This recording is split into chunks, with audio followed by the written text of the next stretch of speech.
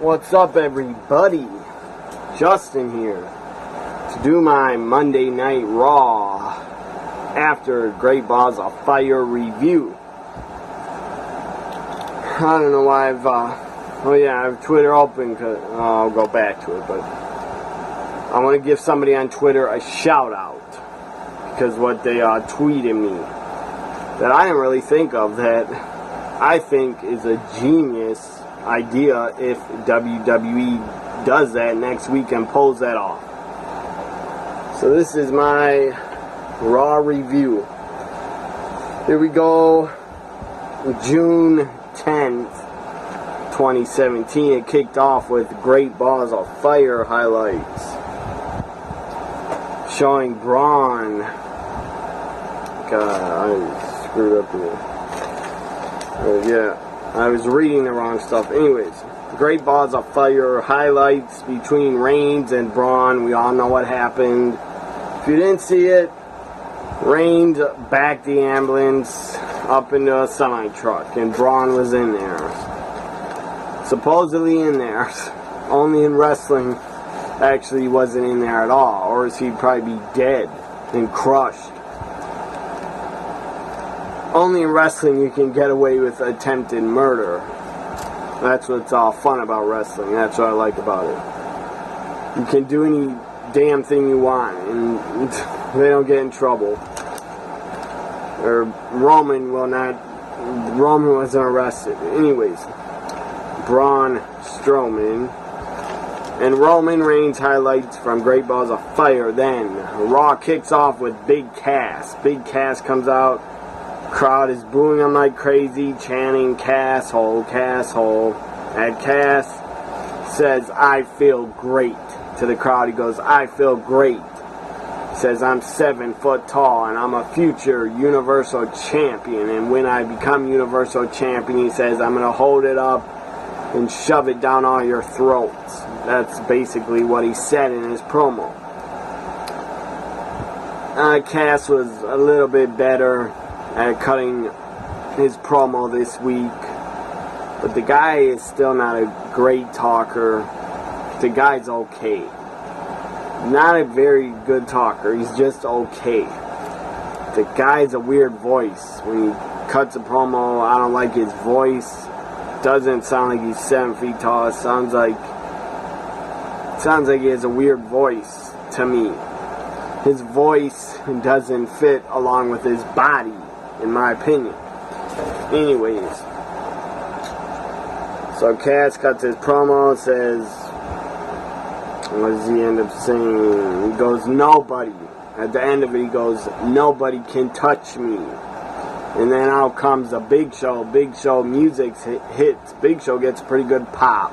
Comes out, goes face to face with Big Cass. Faces off with him. Big Show headbutts him. And they get into it, and they start brawling, and they fight it out, and then Cass bails out of the ring like a pussy and goes up the ramp. Doesn't want to fight Big Show. Maybe we'll see Big Show, Big Cass at SummerSlam. I'd be okay with that. The Battle of the Bigs. Big Show, Big Cass. So up next, the first match of the night was Elias Sampson playing his guitar. Said, "I wrote a song for Finn Balor." First he tells everybody, "Put your phones away and be quiet and hold your applause until I'm done." That is pretty funny. Then he sings his song and crowd's booing like crazy. Then Finn Balor's music hits and the Ballard Club, Finn Balor comes out. They had a pretty good, decent match. Finn Balor wins with his double foot stomp, coup de grace, 1, 2, 3, Finn Balor wins. Then Finn's going up the ramp, and the Hardys music hits, and the Hardy Boys come out. They're almost broken, everybody. The Hardys are almost close to being broken. I'd say right now they're like 70% to being broken Hardys. They come out, Jeff shakes Ballard's hand, and the Hardys go to the ring, and their music hits, and Michael Cole says the Hardys are in action next. Well, they cut a promo. They cut a promo first, and Jeff gets on the mic and says, after we lost, he says, last night in the Iron Man match, he goes, I feel like we are obsolete. That is pretty good stuff. A little bit of Brother Nero coming out. As I said, they're close to being broken. And Matt gets on the mic, he sounds broken. And then they do the delete. And then out comes the Good Brothers. That is a god-awful name for a tag team. The Good Brothers. I thought they're called the Club.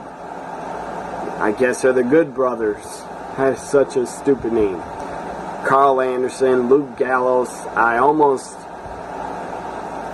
mean, they're great talents, but I almost forgot they're part of the main roster. So the Good Brothers come out, they rip the Hardys, call them nerds.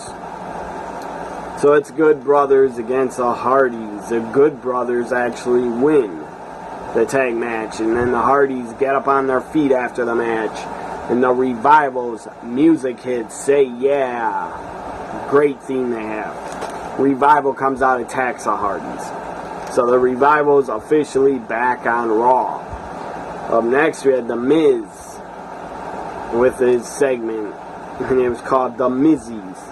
He was giving out his own awards. He was giving out the Mizzies. This was pretty funny. So Miz gives the first Mizzy to Curtis Axel and Bo Dallas.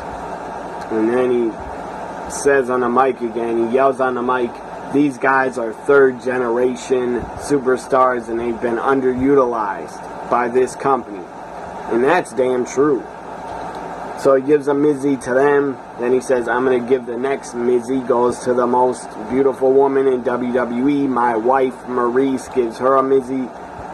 And then I don't know what the award was called, but the final Mizzy goes to himself. The Miz wins the final Mizzy Award for being the most awesome WWE superstar, I guess. So that is a funny segment. But then out comes Dean Ambrose. Dean Ambrose comes out to run in the ring, and then Ambrose comes out and they try to attack Miz, Axel, and Dallas, and the segment's over. Up next, we have a tag team women's match. Nia Jax and Alexa Bliss take on Sasha Banks and Bayley. Bayley and Sasha win. Bayley gets a pinfall. Very good for her that she finally got a victory on Raw.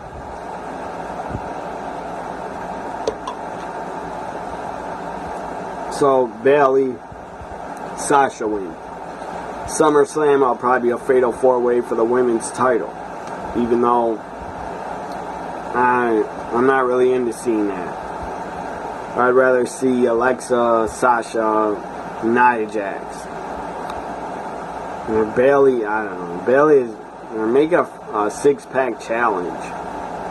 Add Emma to the match or make it a 5-way. I don't want to say add Dana Brooke because she's god-awful.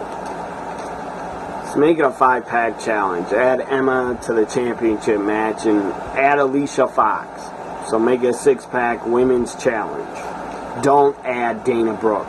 She doesn't deserve it. So up next we had a Goldust old school promo that was good. It always is. And then we had Goldust against R-Truth up next. Finally, this match happened. Goldust wins like it should be. I'm glad he won. The crowd was pretty dead in Houston for Goldust R-Truth, but whatever. The crowd's going to be dead every single week because the show's so damn long. So next, Kurt Angle. GM Kurt Angle comes out, gets a huge pop. Kurt Angle brings out the Beast, the Universal Champion, Brock Lesnar. Kurt Angle brings him out. Brock and Paul Heyman come out. And then Kurt says, you had a great match last night and stuff like that. He goes, but now I want to talk about SummerSlam and who your opponent should be for the Universal title. And with stupid Roman Reigns music hits, the guy gets booed out of Houston. gets booed the hell out of Houston. So then Reigns comes out and tries to cut a promo, he says, I'm the guy that took out Braun Strowman. That's why he's not here tonight. Fans didn't like that. Anyways, then Roman's still trying to talk and still there. I wish he wasn't there. But then Samoa Joe's music hits and business really picked up. So then Joe's where I write this down. So then Joe's music hits. He's on the mic. He gets in Brock's face and says, I took you to the limit. I know I can beat you. He says, Paul Heyman, you know I can beat him. And he's telling Paul Heyman, you know you're scared of Brock. And Paul Heyman got on the mic and yelled, or when do you say that? First, Paul Heyman gets on the mic, says to Samoa Joe, you will never again get a shot at Brock Lesnar. Paul Heyman was acting kind of shady. Like, he didn't want Brock to fight his own battles, stuff like that. I think Paul Heyman's going to turn on Brock at SummerSlam. He's going to turn and go with Roman, or he's going to turn and go with Samoa Joe. So then Brock gets on the mic, and he has something to say. And Samoa Joe, before Brock talked, I think Samoa Joe said to Roman, says, oh yeah, he says, you haven't even beat me yet, so just stand there and shut up, because you never beat me before. That was damn funny. He just shut down Roman right there. And then Brock gets on the mic and says, I think he took the mic from Paul Heyman, says, Roman, says, you don't deserve a title shot. You do not deserve it. You're not getting a title shot. You don't deserve it. And he just says, you don't deserve it. That's the bottom line. You don't deserve it, my man. He called him my man. And Joe, when he came out, he got a huge pop. I already said that, I think.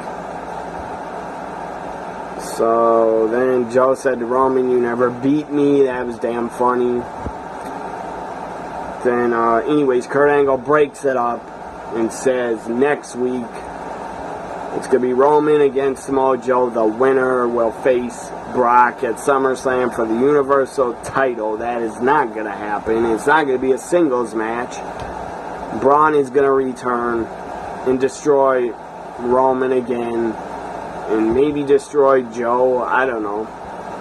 But Braun will return. I think it's going to become a fatal four-way at SummerSlam. Braun, Roman, Joe, Lesnar. And that should be damn entertaining. That fatal four-way. And then Joe, and at the end of the segment, Joe and Lesnar, towards the end, went face-to-face. They were about to go at it again. So next week it's Joe, Roman, one-on-one. I expect Braun to interfere. The guy has to return. He has to return. Braun will return from the living dead next week. Now a cruiserweight match. Noam Dar with Alicia Fox and Neville take on Cedric Alexander and Tozawa with Titus and the Titus brand. Alexander and Tozawa win. And then it's announced tomorrow's 205 Live, we're going to have I Quit match between Tozawa and Neville. I'm looking forward to that. And that'll make me actually watch 205 Live. Seeing an I Quit match, I'll actually watch it for once. Because I barely ever watch it. So then Corey Graves leaves the announce desk because he claimed he had to leave because he got a text. And then they asked him about it and he wouldn't talk about it. He says when the person wants to announce what they're talking about, they'll show up and talk about it themselves or something like that. So my guess is, I don't know, Corey's either talking to Triple H or Stephanie or Dixie Carter, in my opinion. And Kurt Angle. I'll talk about what Kurt Angle's talking who Kurt Angle's talking to. I think Corey Graves probably, if he's talking to Triple H and Stephanie, they're probably telling him he can be the next GM, that they want to get rid of Kurt Angle. So they'll probably want to get rid of Kurt Angle. And it'll probably be Triple H and Stephanie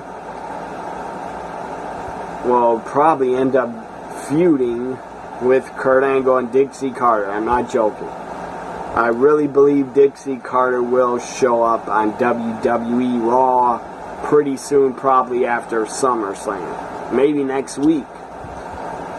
Because at the end of the main event, I'll tell you what Kurt Angle said. He was talking to someone on his cell phone. So the main event was Bray Wyatt, Seth Rollins, Great Balls of Fire rematch. It was pretty good. I was kind of not paying that much attention to it. Really just disturbing news. I heard audio recording from TMZ Sports. I listened to it of Paige and Alberto Del Rio at an airport, or leaving an airport, and they're fighting again. And that shit sounded serious. Paige sounded frightened as hell, like she's scared to death. Telling Del Rio, get the fuck away from me, stuff like that. You're fucking insane. Leave me alone, stay away from me. Saying, I don't want to be around you anymore, stuff like that. And Del Rio is following her. And then it's like 57 seconds to listen to the audio recording. TMZ Sports got a hold of it. I guess a fan recorded them fighting on the cell phone. I mean, you could record anybody on a cell phone, but it was only audio. It wasn't video. It was just audio. And then they had all the caption of what Alberto and Paige were saying to each other. Paige sounded frightened, like she wanted to get away from him. The guy's probably abusive to her, in my opinion. And she's probably fed up and wants to get away from him. I would hope she would want to leave him. And Alberto is following her, saying, no, I'm not going to let her get away with this. He says, call the cops, call the cops. He says, and then someone who was yelling, I don't know if it's Paige or Alberto yelling, you're going to get charged, I'm charging you, I'm pressing charges. And Alberto is saying, I'm following her, I'm not letting her get away with it. He says, I want her to be arrested. I don't know what happened. They had a fight in a restaurant earlier, I think it was Sunday night, or maybe Sunday morning, I don't know. They had a fight in a restaurant. I'm pretty sure alcohol was involved. That's why they got in an argument. Even if alcohol wasn't involved, they seem to me like they fight all the time. They shouldn't be together. It's a toxic ass relationship. So, before I talk about who won the main event, I don't even remember who won. I swear I can't remember who won. Because I wasn't paying attention to it. My mind was on that recording I heard of Del Rio and Paige fighting. That's why I can't remember who won. It doesn't really matter. It was a nothing match. It wasn't for a championship anyways. I do know that I think Bray won. But whatever. Lights go out. I'll talk about Paige and Alberto in a little bit. I'll talk about them some more. I should do another show about them tomorrow. I could talk about them more on a new episode of the list, but I don't know if I want to. It's damn depressing to talk about because I was a huge fan of Paige.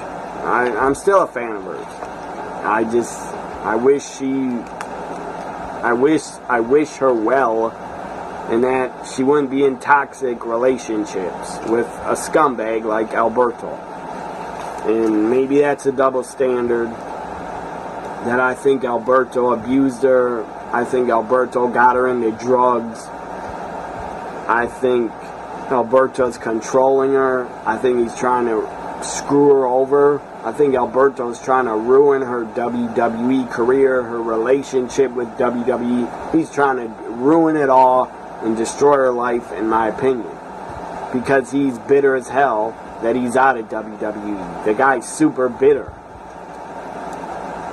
The guy is super bitter. He's bashing WWE constantly. He's challenging Triple H to a fight, which is dumb as hell. Like Triple H is ever going to fight him in real life. That'd be pointless. What the hell would Triple H get out of it? The guy doesn't want to fight a drunk idiot. So, my opinion, Del Rio's bitter as hell that he's out of the company for some reason. I don't know why. The guy's super bitter. The guy's super angry towards WWE, maybe because they tried to break him and Paige up last year.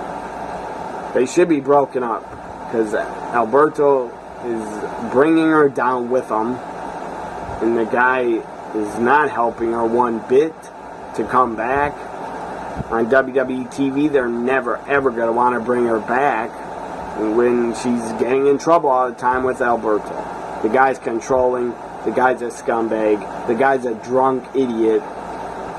The guy's probably a drug addict. The guy is probably abusing her also and controlling her and scaring her to death by controlling her. So she doesn't want to leave him.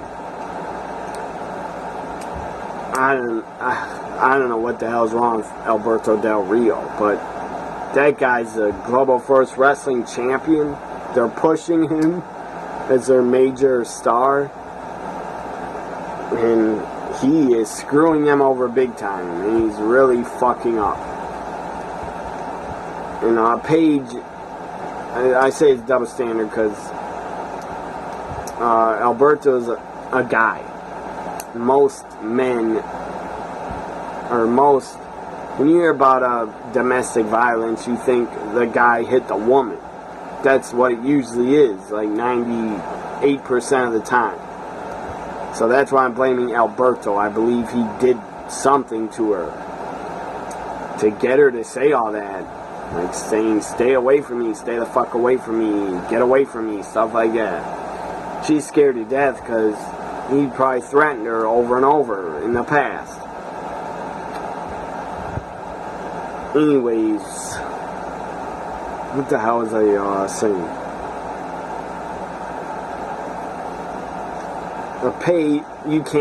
Paige is to blame also. She's to blame for being young and dumb. Young and dumb. And just being lovesick. Falling for Alberto, a guy way older than her, a guy that's still married, a guy that has like 2 or 3 kids. Paige doesn't need to be a damn stepmom to his kids. She doesn't need that crap in her life.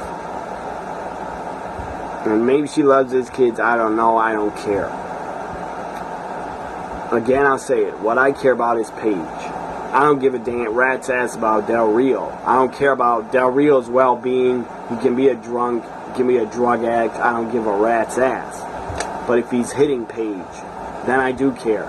If he's hurting her, if he's controlling her, manipulating her, then I fucking care. I care for Paige.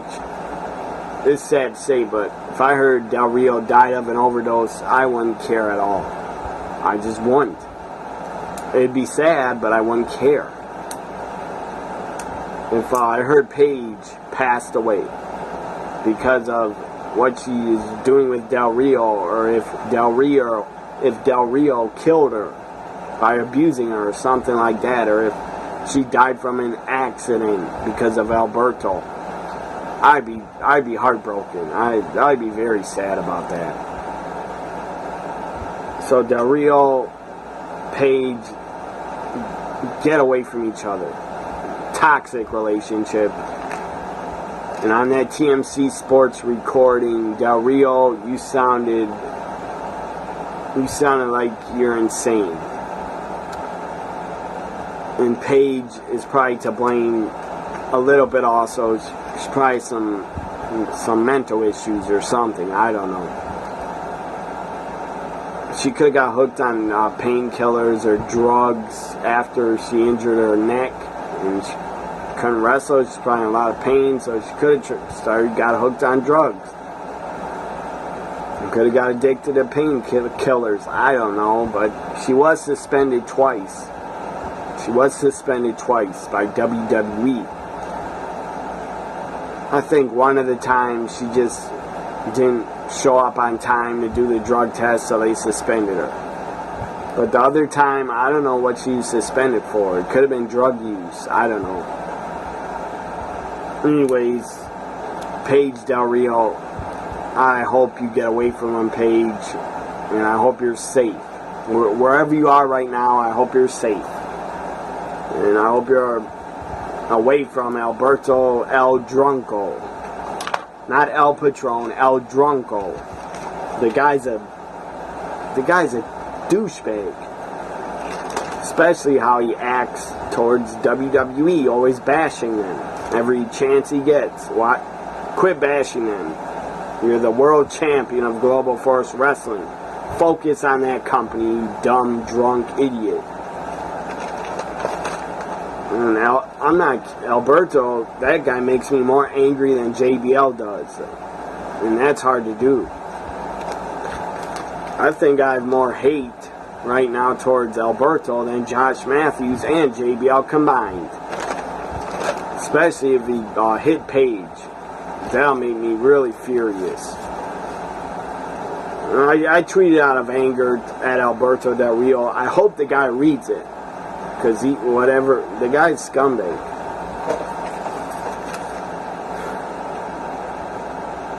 Maybe Paige hit Alberto. Maybe she hit Alberto first. That's wrong. Then that's Paige's fault. And if I find that out, that's not okay for Paige to be beating him up. But he's done a lot of stupid shit. In my opinion, Alberto is bringing her down to the gutter with him. He's going to ruin her WWE career forever. He could end up killing her, especially if he's beating her up. So, after the main event, Miz comes out with Axel and Bo Dallas. They get in the ring and they attack Rollins. That is pretty good stuff. I enjoyed that. Then they go to Kurt Angle backstage on his cell phone, talking to someone saying yes. He says, I want you to come here next week. He says, I know you do. I really care for you. And he says, you know how we feel about each other. He's obviously talking to a female. And he goes, just please come next week. And then Kurt Angle says to them, I love you. This is getting weird. Kurt Angle's either talking to Stephanie because they had a relationship storyline in the year 2000. It's either Stephanie McMahon or Dixie Carter. Kurt Angle, Dixie Carter could show up on Raw next week. That'd be insane. Now, Dixie not running a company, if she's just employed by WWE, I am okay with that. If Dixie is an on-air character, she's hated. And she could be a good heel. She's not good at cutting promos, but Dixie Carter, I'm okay with her being a character in the WWE on TV if, of course, wouldn't be running WWE. She was god-awful at running TNA. I'm shocked TNA survived so long with Dixie in control. She eventually made them broke, where she begged Billy Corgan to help out to save the pay-per-views last year. Billy Corgan paid for Slammiversary to go on the air, and he paid for, I think, Bound for Glory. So Dixie Carter, god awful at running a wrestling company, but as an on-air character, I like her. And I have no hate towards her as a person. She's never done anything to me. She's been very nice to me on Twitter in the past. She actually DM'd me once. I won't share what she said, but she did DM me once, like 2-3 years ago. I will say Dixie, when she did run TNA, she was very, very nice to the fans and would actually reply to them and talk to them. So this guy, what's his name? He brought up how, gotta find his Twitter account to give him a shout out. It's at Vladimir, like Vladimir Kozlov. It's at Vladimir _ WWEHOF. So it's at. Follow this guy.